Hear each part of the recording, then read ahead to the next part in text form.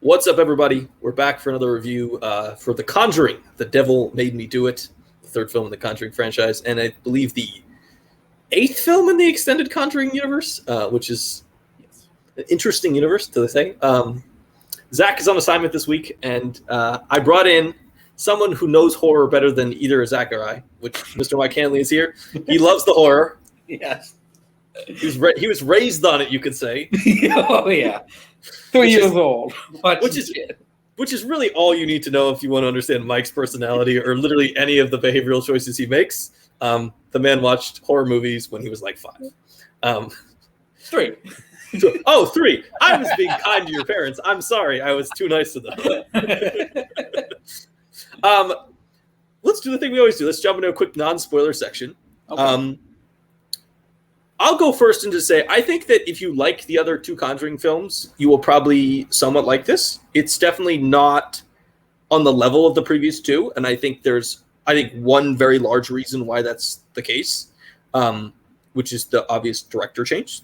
The previous two movies had someone in James Wan who is clearly an auteur of the horror genre, and this film has a director who is more workmanlike, and I think hired almost solely because they are a writer in the universe overall. But yeah, I think if you like the previous one, this is worth watching on that respect. I think you still kind of get what you like out of Patrick Wilson and Vera Farmiga as the titular Warrens. Yeah, I think you'll probably enjoy it. I would not go into this expecting it to be as good as the first two, but I don't think this is like Annabelle or Curse of La Llorona or The Nun or something down at the bottom. This is very much mid-tier. Like, it's for me, I think I ranked it like 4th or something out of this universe. I think it's like right in the middle. Yeah. So yeah, just, it's a good little horror film. What do you think, Mike? I actually 100% agree with you. And with the 3, because La Llorona, Annabelle, and The Nun being at the bottom, I 100% agree with that. But yeah, if you do like Conjuring 1 and 2, you'll definitely enjoy this one. It is definitely the third best one out of the 3. The Warrens are the best part. Like, if you love the first two, you do it for the Warrens, and you get the Warrens in this one. You get this is these Universal movies, especially the Warren ones, are all about their marriage and their love. And it clearly fucking shows. You show up because it's a happy fucking marriage. They're not fighting. There's no conflict between the two. It's always just, hey, we're going to go solve some shit. I want to watch that. But yeah, definitely the absence of James Wan is 100% fault in this third one. Yeah. You know what? Let's give everybody a quick chance to drop off. If you have not seen the film, we are going to go into spoilers. We're going to talk about characters. We're going to talk about the ending. We're going to talk about the plot of the entire film. If you have not seen it and you would like to, it is currently streaming on HBO Max. You could also go to a theater if you'd like. Lots of different options. Go check it out. Jumping into the spoiler section. So we talked about one of the biggest things that sets this apart from the previous two, and that's the loss of James Wan. For I believe the man is named Michael Shaves. And yes. He directed The Curse of La Llorona, and it shows. I think even from the first scene, the thing you notice is the camera is not doing anything unique or interesting anymore. It is very much shot. It's very workmanlike. It's like, we're going to capture the action. We're going to capture what we need to capture. It's not bad camera work, but it's certainly not James Wan doing inventive stuff. Like, half the scares in the first two Conjuring films are James Wan putting the camera in a weird position so that you can get the jump scare behind the person's head or next to them. Like, he does a lot of stuff with angles and lighting that really messes with you in ways that are scary. That does not exist in this film. It just doesn't. Shaves is not. I'll be honest. I don't think he's a very good director. I think he got this role for one reason, and that's because I think he's written on previous films, and then he directed Curse of La Llorona. Yeah. So thoughts on the directing? Yeah, you know what? I agree with that. And one scene in particular that actually showcases that is an Arnie scene where he's about to kill the landlord. And It cuts to dark. And James Wan, he's shooting that. He's going to be shooting in a unique way to where you won't see that jump scare coming. But the moment it goes dark, you fucking know he's going to be running, crawling, whatever he's going to fucking do. You know he's going to be coming forward, and that's exactly what happens. They have the quick shot of the knife, and then you just hear. The one thing that I think is, I guess, a good take on his directing is the fact that he cuts away from the actual murder. Yeah. Like you hear it, but you don't never see it. And I think that's a good approach because a first-time director would 100% want to fucking show it. And you, honestly, you don't always have to show it because there's more impact sometimes when it's just absent and you just hear noises, a la Blair Witch Project, etc., except when he's pissing in the corner. But yeah, the directing style in general, you definitely can tell this is directed by the guy who did Curse of La Llorona. Very simple, nothing spectacular. Honestly, probably would not remember his name if it wasn't for knowing that he did previous shit and he wrote in the universe. Yeah. It's a lot of really straight on. He's a big that scare there is really Juan would have shot it, he would have panned around, he would have done some angles, and you know the scare is coming because the camera literally just down the barrel of the gun. Yeah. And you're like, there's no way there's not something coming from that direction because they're literally pointing the camera in that direction. And it does take away from a lot of the scares. Juan is really good with jump scares in a way that actually genuinely scares you in the first two movies. And in this one, it's just like, all right, it's more it's not even anticipation. You're just kind of like, okay, I guess it's coming. Oh, there it is. Like it's a lot. It's really, it really drags down the enjoyment of the scares or any kind of the crazy moments because it is just so straight on. The second big thing that we need to talk about this film is that this is not a demonic possession movie in the way the previous two were. The previous two were, it's a house being haunted, some kind of object has interacted with a child, a demonic possession of the child, and then the defense is trying to protect the child, protect the family member, cure the house of the demonic possession. In this one, they decide to go with, they do like the double take. They make you think it's demonic possession at the beginning, and then they do a switch where they switch to being like, no, it's a witch cursing people. Yeah. And I don't think this works very well. No. Because then it makes the Warrens, instead of the Warrens fighting evil, the devil, or like this spiritual supernatural, they're actually fighting a human being who just happens to be a witch. It also kind of messes with the realism of the world because it's easy to believe that there is an 18th century, toy that was cursed or something. All the objects if you go into the Warrens' room where they have all the cursed objects, they're all really old. Like, okay, I'm willing to buy in that there's a 17th century Japanese armor or there's a 18th century doll or something that's cursed. But when you're expecting me to sit here in the 1980s and believe that there's a witch walking around cursing people, I just find that like a lot less convincing. And the witch turns out to be not kind of a pushover. It's not really that great of a villain. And it's just a much less interesting than having like the craziness of demonic possession and having the Warrens have to figure out what's happening. You really take the figuring out what's happening in the house aspect out of it. Yeah. And I think that's a major problem that I had with this movie in general is not only is it taken away from the demonic possession haunting aspect, but if you're going to go I don't mind them going the route of not taking like a demonic possession. They have so much shit in that room, including the fucking Japanese armor. Which I'm so mad. I want that movie. Yes, I want to fucking see that. That sounds interesting.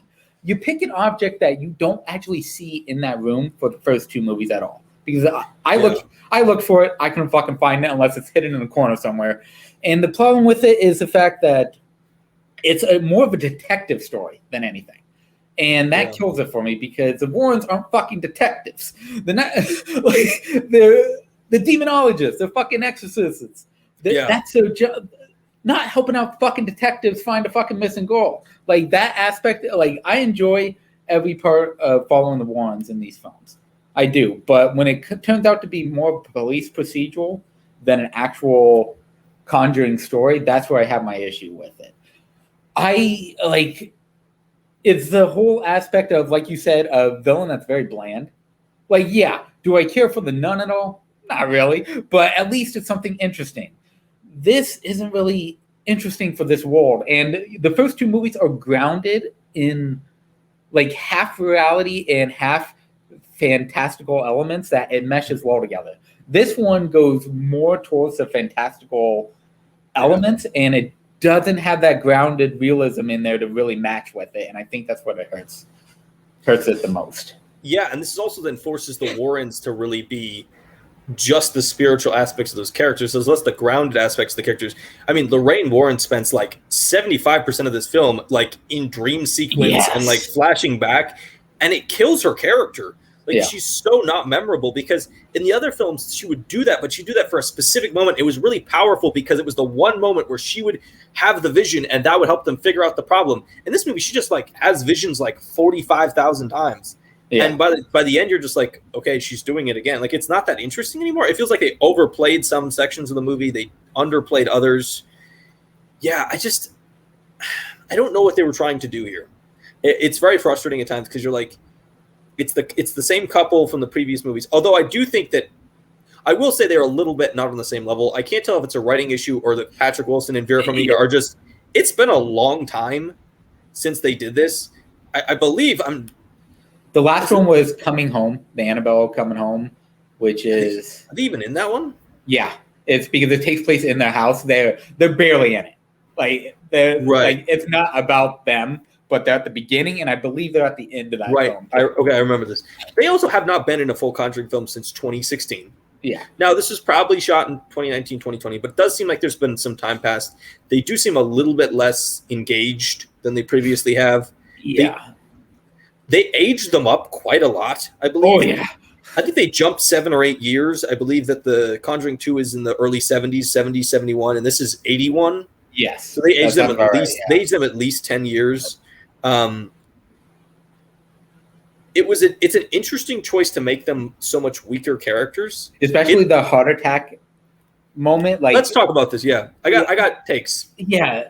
Like, I understand wanting to give another like a hit to the ones to have to deal with, but you're basically taking out one half of the main stars of the fucking movie of doing anything memorable at all.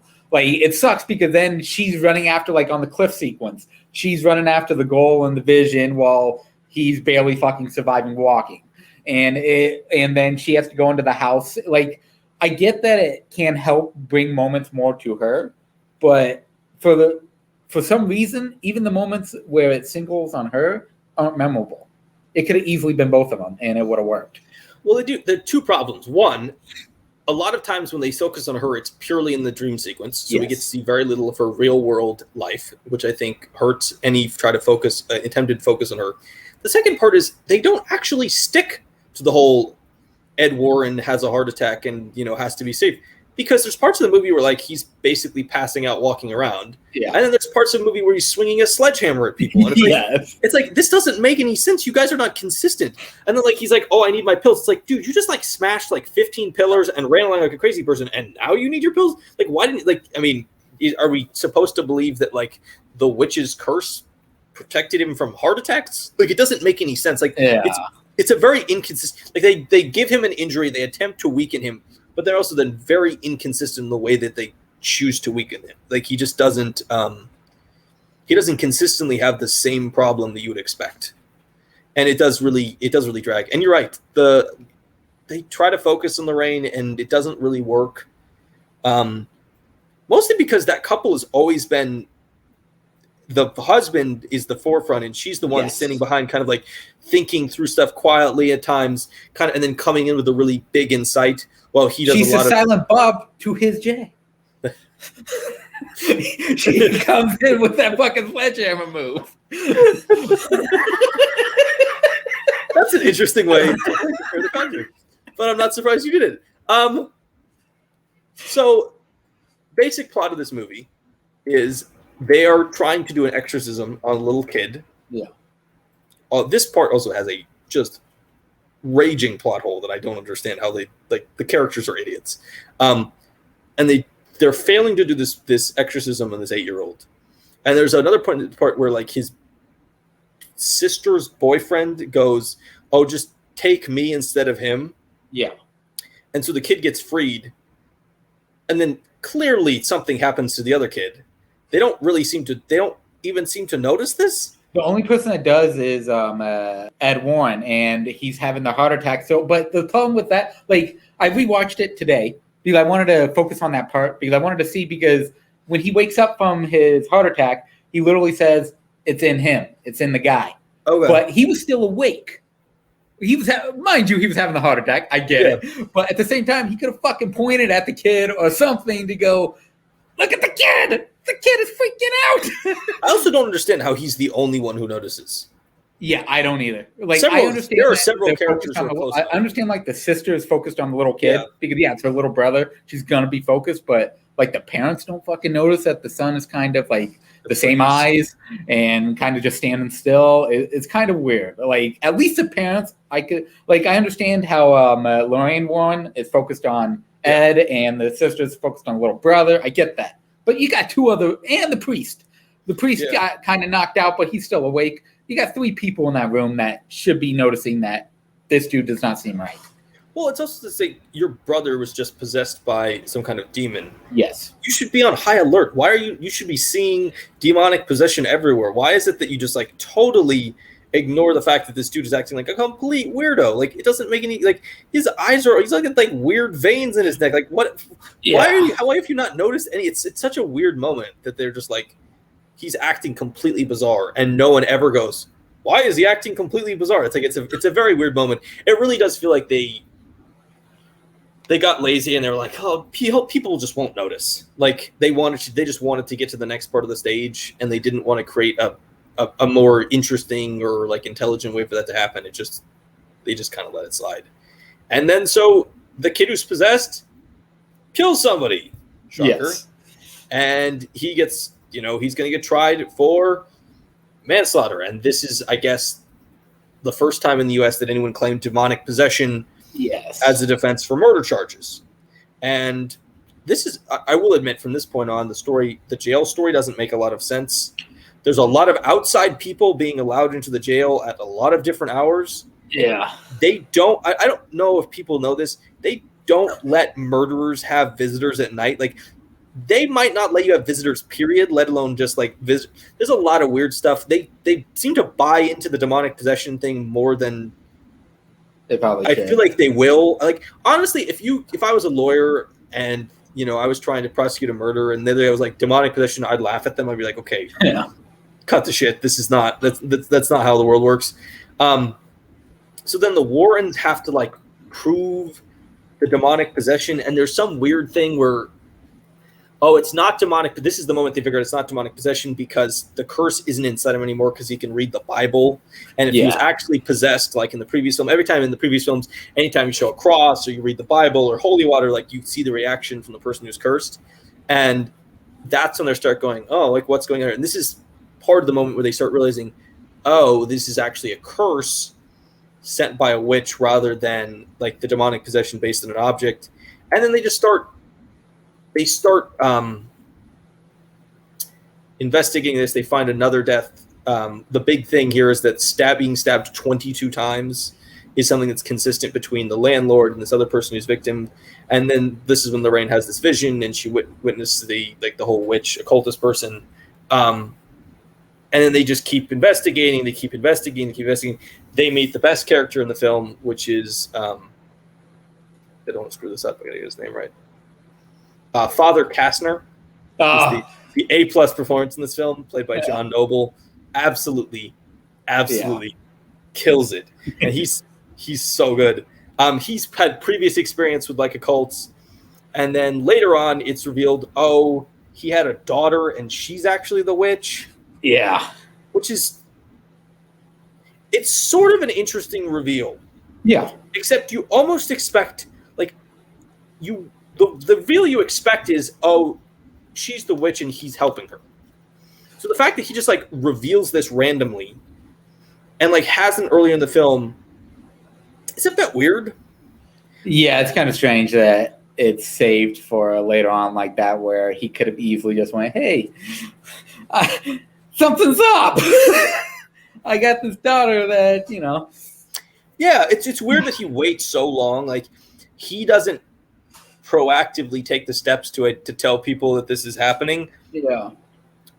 Even after he's been visited by Ed and Lorraine, until Lorraine visits him again. And then I think we can read the really stupid part of the movie happens, which is the witch comes, she kills Father Kastner.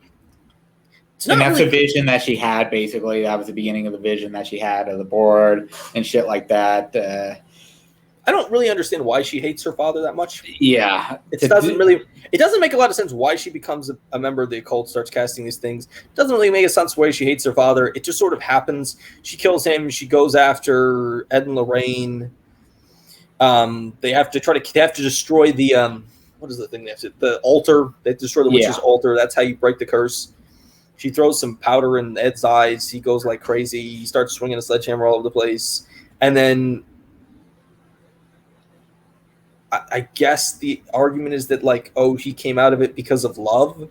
That's literally what the whole concept is that's why they showed those flashbacks throughout the movie. That it all comes down to that point of going, they're so in love that she's able to reach him even though he's fucking possessed.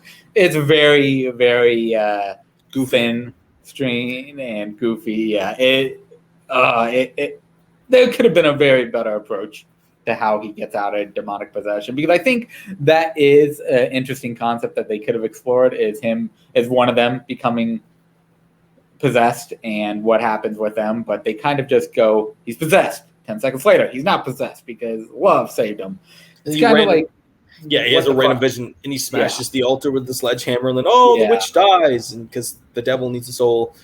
And then they take the little altar, the cups from the altar, back to his room. The kid gets sent to jail for manslaughter, but he only serves 5 years or something. Yes. Which is not explained because. So, if I'm not 100% positive of this, I believe manslaughter means that they're acknowledging that it's not conscious, or it's not premeditated. Premeditated, right? Yeah. Because they were initially trying to get the death penalty, which would be probably first-degree murder charges, and then manslaughter is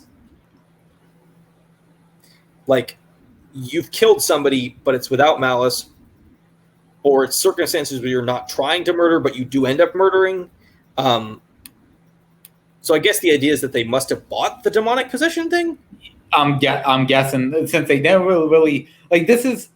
They have a way better version of this called The Exorcism of Emily Rose, where they actually explore like in the courtroom of how they explain the devil and how possessions work. This movie just does not give a fuck about that. And they went, yeah, we know it's about this case, but we don't really actually give a shit about the case. So we're just going to say, hey, he went to prison and he didn't get like the death penalty, even though he probably should have, because they don't. How do they really explain how demonic possession, even though the townsfolk, like you said, kind of believe them in a way, which they don't give really evidence of it? This is like a thing that, like, in all the other ones, you understand like where they took the original story, and then how that they made it into a movie. And this is the one where it's like, and then you kind of at the end, not only did they not explain it, but they really tell you that the case didn't matter, because then Ed shows Lorraine a gazebo like on their first date, and it's like you may just made an entire movie about like a throwback to their first date. It's a really bizarre ending, because all the other endings of these films is like they're more sinister. They're like they're always hinting at the fact that there are more dangerous things out there, that there are more artifacts, that there are more stories of all these things, and this is like it's a weirdly like kind of sappy ending. It just kind of happens. There's a lot of just thrown together stuff. He gets only 5 years. Never really explained. Like, honestly, I think that movie would be more interesting if they showed you how they convinced people. Like, that's always a part of the other movies, is like trying to convince the church that you should do an exorcism, trying to convince people that you need to do this. Like, like the random sheriff in the first one that shows up. Hey, we need like bad shit's happening. Help us. Like, this is what's happening. Right, they do a lot of stuff like that where it's like they're really focused on making sure that people who are not believers like them, that's one of like the big things of the first two movies, is like you don't have to be a believer in God, you don't have to be this believer on our level, but we can show you, we can prove to you scientifically. It's like it's the merging of religion and science is sort of what they've done with the first two films. That we believe that in the God, we believe in the devil, we can believe that we can stop him, but also we can show you evidence. Look, the girl levitating, look, the ghost of that person behind him. Like that's something that's big. And this film, they're just like, because they changed so much the story, maybe they can't do that at the end, but it would have been nice. It would have been nice to at least explain how they actually made the argument Yeah. of demonic possession in a courtroom. That's what I thought that they were going for in the third act. I thought it was going to be a courtroom, but I was ready for that. I went, hey, that'll be interesting. I really want to hear how they are convincing these fucking people that this took place. But no, nope. Because otherwise, it's like, how does this? It doesn't make any sense. Like, this in some ways it feels like this film is just a less tight version of the previous ones. There's a lot more coincidences. They find where the occultist is sort of by luck. It's sort of random. Like, it just happens to be in tunnels below Father Kastner's house, and they sort of randomly figure this out because they look at a map of the 3 people who've been cursed. Yes, and they find that it's so close by. They're like, they make like a triangle together and look at the area in between them. Although, like, there's still a lot of area in between them. That was not as easy as they tried to. I think they tried to. They glossed over it quickly, trying to just make you think it would be then easy to find it. It's not really as easy. Then they just happen to show up at Father Kastner, and he's like, "Look, there's tunnels," and you just walk down them, and look, there's the altar. Like, it's a lot of just like there's a lot of random occurrences that don't appear in the previous movies. Yeah. It just feels kind of sloppy. It feels like they kind of rushed it out. Wilson and Farmiga are good, but they do feel a little bit like they're just kind of they can play these characters and they're not trying super hard. John Noble is the performance that I feel like really stands out. He's the one. Yeah, everything with him was great. I had a good time when he showed up. He was fucking fantastic. He's so good. But the rest of it just kind of felt like a step down. It felt like they really didn't, didn't really know what they were doing, or they did know what they were doing. They just didn't. In some ways, it feels like the script could have used a second pass. They could have used a little bit more thought out. Like, I think he honestly wanted to tell more of the love story than he did the actual horror aspect of what we come to want to see. And that because James Wan had a perfect balance between their love and the case they were working on, and it worked because he always showed the moments, like the quiet moments between the two, and the love was there. This one, it kind of hit over the head with the love of just going, they love each other. This is how they fucking love each other. It's a flashback for you asshole, 5 minutes in. Doesn't fucking make sense of why they're showing you randomly like they do. The flashbacks are randomly put in there. Like, they are kind of, what the fuck? Like, I get it, but you're kind of throwing it over the head that a piece of dialogue could take care of it. Yeah, it really does feel like they were like, well, we have to do the case thing because that's what we've always done. But we really don't want to tell that story. And they just kind of jam it together. And you can feel like there's a real, he wants to focus on the love. And that's why the other parts of the story are sloppy or just not fully, built out, or just kind of like dropped to the wayside. And it's just like one line there somewhere, or just like some text on screen at the end. Do you have any final thoughts on The Conjuring, The Devil Made Me Do It? The biggest takeaway is that even though I did enjoy bits and pieces of it to where it's entertaining enough, it is definitely a big step down, and I wish that they would have told the fucking samurai story. That's all I want. They keep showing it in every movie. It's the biggest fucking thing in that place. Just make the goddamn samurai movie. That's all I want. That's fair. Yeah, it's a step down. It's enjoyable at times, but like it's one of those movies that I gave a 3 out of 5 stars to. It could have easily been 2.5. It's not a strong 3 stars. Like, I enjoy moments of it. I enjoy John Noble, but there's also moments of that film where I'm just like, I'm bored or I'm uninterested. And I think the biggest thing it does, and I think this is probably the biggest critique you make of the film, is just it's not very scary. Yeah. The horror aspects are not there. It's barely a horror film. It really does feel more like a psychological thriller, mystery movie at times than it does feel like a horror movie. Like, it feels like it has more in common with, Zodiac than it does with a full-on horror movie. Like, it feels it's not as scary as Zodiac. Zodiac is definitely scarier than this. Before we go, I wanted to just give you my ranking of the Conjuring universe. I don't know if you have a ranking. Oh yes, I do. All right, why don't you grab yours and we can go back and forth each one. We'll talk about it. I think we'll have a roughly similar one. Probably. I know we got the bottom 3 pretty fucking clear. It's a universe that's weird because I remember The Conjuring comes out. Everyone thinks this universe is going to be so successful. And there's an argument that like it's barely 50. It's like 50% accurate. I feel it's 50% as well. I really do. Let's see. And then, I got mine up. All right, you got yours? All right, yes. I'm going to go. I'll start at number 8. My number 8 is Annabelle, which I saw a really long time ago and is trash. is really bad, and just it was so disappointing because you've done The Conjuring and you're like, here's the first spin-off, and it's Annabelle, the doll they've been hyping up. Yeah. And it's so bad. You're like, how did you blow something that you'd set up so perfectly? Like, it's such a weird, just complete with your first one. What's your number 8, Mike? I am pretty close with that one, but I got to give it to The Nun as number 8. Movie, Sure. I saw it in the theater, and god damn, I wish I didn't see it in the theater. Like it wasn't like I was extremely excited for it, but I went, okay, it's part of the Conjuring universe. It looks like it could be decent, and I went, I'm just fucking bored. Like, it's just boring. Like, there's no scares or anything, and it's badly acted. It just nothing's there. That I went out of it going, this is awesome. Yeah. So my number 7 is The Nun. It's not good. It's so not good. Yeah. It is so weird that the two major villains that they sort of introduced in the first 2 Conjuring films to that spin off in their movies, which just have such disastrous films. It's such a weird. Yeah. It's very surprising that they blew that as much as they did. What's your number 7? My number 7 is Annabelle. All right. And the same thing that you said. It's the first major villain that they introduced as a side character, and it fell fucking flat, man. It's another movie that's just not scary at all, and the acting's pretty fucking terrible in it. Continuing a terrible, my number 6 is The Curse of La Llorona. These are, I think, the 3 really bad ones in the franchise. There's some mediocre ones, but these are the ones where it's like, oh my god, these are so bad. Yeah, I got number 6, Curse of La Llorona. The only redeeming factor to me of this movie is the fucking Training Day guy. He's a priest in Curse of La Llorona. In Training Day, he's one of the poker guys. He goes, I push my shit in too, man. That guy, I could watch that guy all day. Raymond Cruz. Yeah.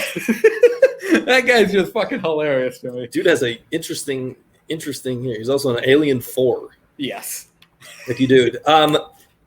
So my number 5 is, this is where we're going to get to the mediocre section. I think there are 3 tiers to this. There's the bad section, there's the terrible section, the mediocre section, and then like the good to very good section. The beginning of the mediocre section is Annabelle Comes Home, which is the 3rd Annabelle film. It's not terrible. I actually kind of enjoyed it. It's all right. It's not as terrible as the first one. It's not as good as the second one. It's very much in the kind of middle of the road track. There. Now I have The Conjuring. No, I'm just kidding. I got The Conjuring. Devil Made Me Do It. Okay. At number 5, and it's like, I agree that this is a mediocre section for me here. Is that it's a movie that it's entertaining to me, but it didn't give me enough to go, hey, I fucking really enjoy the fucking movie. Yeah. So my number 4 is The Conjuring, The Devil Made Me Do It. It's still in the mediocre segment. It's slightly ahead of Annabelle, just mostly because I like the Warrens more than I like anything in Annabelle, and I like John Noble more than anything. But yeah, it's, as we talked about, it is a very flawed film that really does feel like they did not think through 100% all the different things that they were putting on screen. Now this is where it's going to get interesting, because this is where we differ quite a bit here on. This is my great section.